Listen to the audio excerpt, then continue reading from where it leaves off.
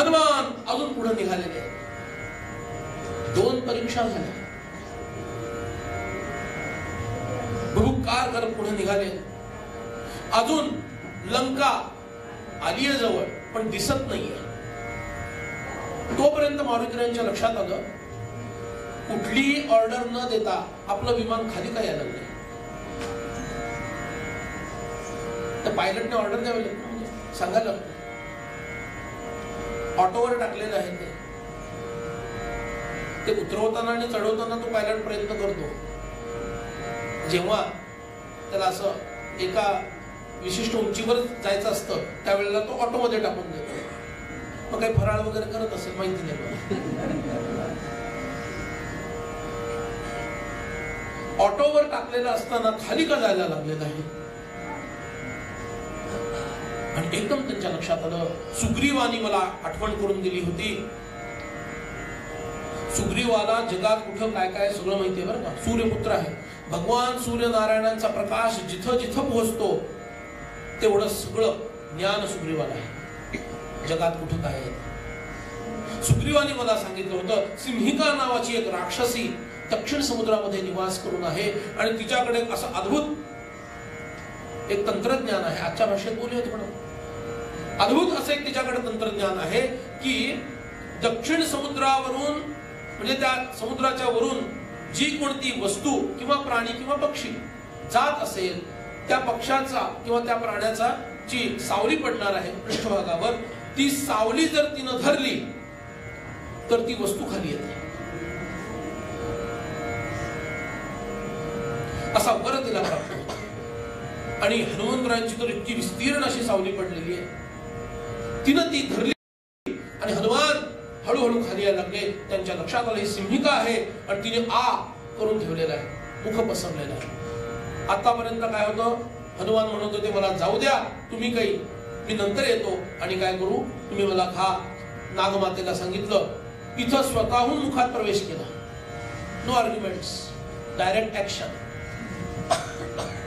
कुठं काय करावं आणि कुठं काय करू नये हा विवेक हनुमंतांकडे. How to deal. आमची सगळी गडबड कुठं होते, इथंच तर होते ना. घरातल्या प्रेमाच्या लोकांशी 2-2 मिनिटाला रुसवे फुगवे आणि बाहेर अगदी प्रेमानं सगळ्यांना जवळ घ्यायचा प्रयत्न, तेही साध्य होत नाही आणि हेही साध्य होत नाही. कुठं कसं वागावं तिथं त्यांनी काही चर्चा केली नाही. थेट मुखात प्रवेश केला. आपल्या भयंकर नखांनी तिचे जे मर्मस्थान आहेत आतली सगळी फाडून विद्रूप करून टाकली. ती ओरडायला लागली, ओरडायला लागली, रक्तबंबाळ करून टाकलं आणि नंतर बाहेर आले. तिची जीभ ओढली आणि कर कर कर कर फिरवून पाण्यावर आपटून आपटून आपटून तिला मारून टाकलं. रुद्र हनुमान की जय. जय जय रघुवीर समर्थ. संपून टाकलं, भुक्कार केला, प्रचंड मोठं विशाल रूप धारण केलं आणि आता हनुमान वेगात लंकेच्या दिशेने निघाले. आकाशामध्ये न दिसणारे असे अनेक जीव, देवता सुद्धा, ऋषीमुनी काय म्हणतायत, देश काल स्थिती यांचा अद्भुत ज्ञान असणारा, अत्यंत बलवान, परम दक्ष म्हणजे अलर्ट, बरोबर, असा समय जाणणारा हनुमान तो कधीच अपयशी होणार नाही, तो कधीच पराजित होणार नाही. म्हणजे ज्यांना जीवनामध्ये यश हवं, ज्यांना जीवनामध्ये विजय हवा, त्यांच्याकडे काय काय हवं, देश काल प्रसंग यांचं ज्ञान, दक्षता, अलर्टनेस, बल, सामर्थ्य या गोष्टी ज्यांच्याकडे असतात त्यांचा जीवनामध्ये कधीच पराजय होत नाही. काय समर्थाने अप्रतिम ओवी लिहून ठेवली आहे. जो दुसऱ्याचे अंतर जाणे,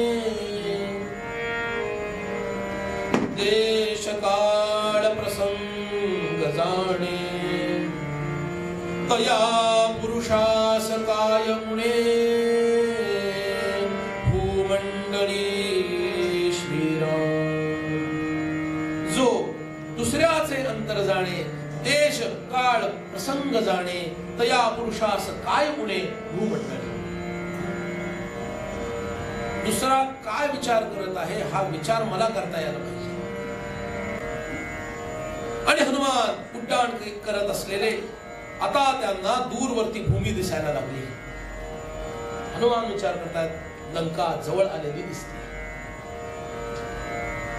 तसा त्यांनी हळूहळू आपला आकार लहान करायला सुरुवात केली,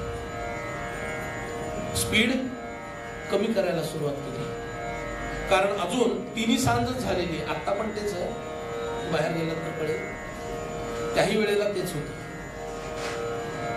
तिन्ही सांज होत होती आणि इतका मोठा कोणीतरी वानर लंकेच्या बाह्य भागामध्ये एका डोंगरावरती उतरलेला आहे हे राक्षसांना कळता कामा नये. म्हणून हनुमंतराय जशी लंका जवळ येते तसा आपला आकार छोटा छोटा छोटा करायला लागला आणि एका दूरवरच्या डोंगरावरती उतरले, सामान्य रूप धारण केलं आणि रात्र होण्याची वाट पाहू लागले. जसे आपण मधल्या सुट्टीची आतुरतेनं वाट पाहत असतो, आहे वेळेत आहे, आणि ज्याच्यासाठी वाट पाहतो तेही उपलब्ध आहे.